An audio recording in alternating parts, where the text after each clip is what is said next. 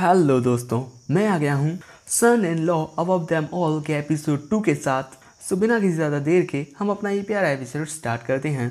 पिछले एपिसोड में हमने देखा था कि क्विंगिंग की कंपनी में कुछ लफड़ा हो गया था, जिसकी वजह से उसे पुलिस अरेस्ट करने के लिए वहाँ पर आ गई थी।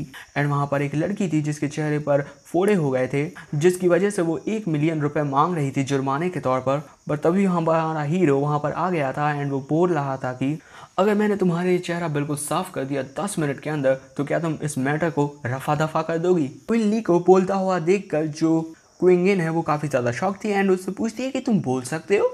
एंड क्विन ली को देखकर जो लियू मिंगाओ था वो बहुत ही ज़्यादा गुस्से में था कि आखिर ये यहाँ पर क्यों आया।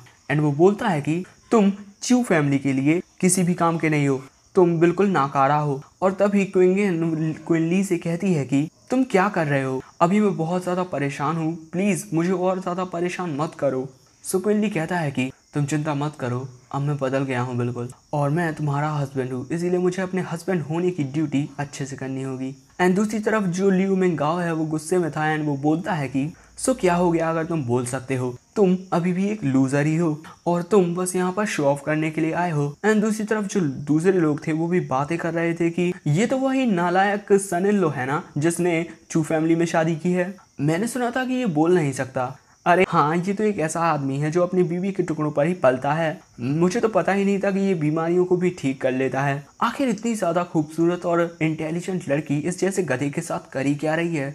उसके बाद हमारा हीरो इस लड़की के पास आकर बोलता है कि मेरे पास तुम्हारे इस चेहरे के पिंपल्स के लिए एक इलाज है।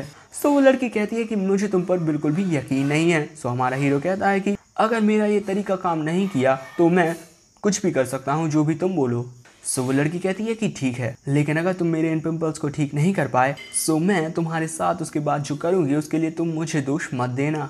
बट तभी क्विंगिन वहाँ पर आती है एंड कहती है कि क्विन ली, तुम ये क्या कर रहे हो, तुमने जैसे ही बोलना स्टार्ट किया तुम मुझे और भी परेशानी खड़ी करने के लिए दे रहे हो। हमारा हीरो मस्त स्टाइल में क्विन के पास आता है एंड कहता है कि उसके चेहरे पर जो पिंपल्स हुए हैं वो बुखार की वजह से हुए हैं। अगर तुम बुरा ना मानो तो क्या तुम मेरे लिए कुछ चाइनीज़ दवाइयाँ ला सकती हो, औषधियाँ। वो पूछती है कि क्या ये काम करेगा। हमारा हीरो कहता है कि हाँ, ये पक्का काम करेगा। एंड तभी पर वहाँ पर आ जाता है लियू मिंगाओ जो काफ़ी ज़्यादा गुस्से में था एंड वो फिर से बोलता है कि क्विन ली, देखना तुम्हारे साथ एंड में क्या होने वाला है। मैं तुम्हें बिल्कुल भी माफ़ नहीं करूँगा अगर तुमने अपने इस मैटर में चू फैमिली को इन्वॉल्व किया। एंड उसके बाद कुछ टाइम गुजर जाता है एंड हम क्विन यंग को देखते हैं जो कि वो औषधियाँ लेकर आ गई थी। एंड वो क्विन ली से बोलती है कि जो तुम्हें चाहिए ले लो, लेकिन अगर कुछ भी गड़बड़ हो गई तो इसके लिए मेरी जो चू फैमिली है वो बिल्कुल भी रिस्पॉन्सिबल नहीं होगी। एंड उसके बाद हमारे हीरो को देखते हैं हम, जो कई सारी औषधियों को रखे हुए था एंड कुछ कर रहा था। एंड वो मन में सोच रहा था कि मुझे पता है कि जो चू फैमिली है वो मेरी मदद नहीं करने वाली, लेकिन अब मैं वो गूंगा क्विन ली नहीं हूँ जो बोल नहीं सकता और जिसे हमेशा चू फैमिली की मदद की ज़रूरत हुआ करती थी। एंड उसके बाद वो बोलता है कि ये तैयार हो गया है। एंड उसके बाद वो बोलता है कि यंग लेडी, तुम्हें ये अपने चेहरे पर ट्राई करके देखना चाहिए। एंड हम देखते हैं कि एक पॉट में वो गोबर जैसा कुछ रखे हुए हैं और उसमें से तो दोस्तों कतई माशा अल्लाह वाली स्मेल आ रही है।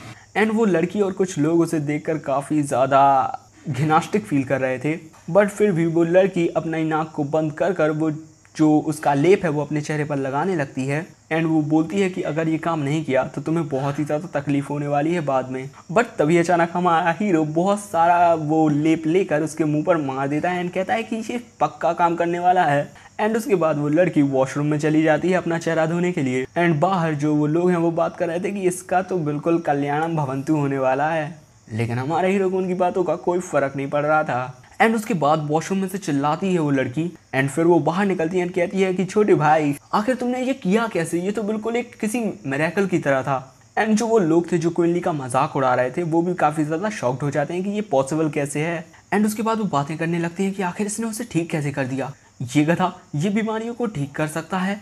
एंड दूसरी तरफ जो क्विन यंग है वो क्विन ली से पूछती है कि आखिर तुमने ये कैसे किया, आखिर उसके पिंपल्स बिल्कुल ठीक कैसे हो गए। क्विन ली बोलता है कि मैंने थोड़ा बहुत मेडिसिन के बारे में पढ़ा है स्कूल में एंड उसके बाद वो लड़की हमारे हीरो के पास आती है जिसका नाम लियू वान है। एंड वो उससे पूछती है कि छोटे भाई क्या तुम दूसरी बीमारियों को भी ठीक कर सकते हो। सो हमारा हीरो बोलता है कि मैं तुम्हें इसका जवाब अभी नहीं दे सकता क्योंकि पहले मुझे उस बीमार आदमी को देखना पड़ेगा कि वो उसे किस तरह की बीमारी है। सो उसके बाद वो लड़की बोलती है कि मेरे जो अंकल हैं उनकी जो कंडीशन है वो बहुत ही ज़्यादा ख़राब है, अगर तुम उनका इलाज कर पाओ मैं तुम्हें उनके इलाज के लिए 5 लाख युआन दूंगी।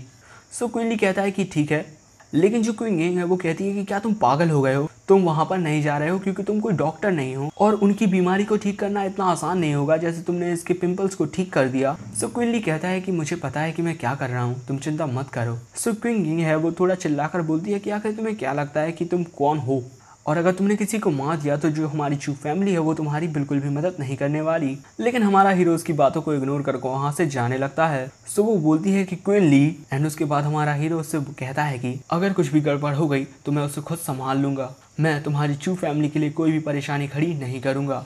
एंड कुछ टाइम बाद हम देखते हैं कि हमें यांग चैंग हॉस्पिटल दिखाया जाता है जहां पर हम यांग चैंग के मेयर लियू जैंग को देखते हैं जो कि एक डॉक्टर से कह रहा था कि क्या हम उनकी बीमारी के लिए कुछ भी कर नहीं सकते। सो जो वो डॉक्टर था वो कहता है कि उनकी बीमारी हमारी एक्सपेक्टेशन से भी ज़्यादा बिगड़ गई है और अगर हमने ऐसे में उनका ऑपरेशन किया तो ये थोड़ा खतरनाक हो सकता है। और तभी वहाँ पर आ जाती है लियू वान जो उससे पूछती है कि भैया क्या अभी अंकल ठीक हैं।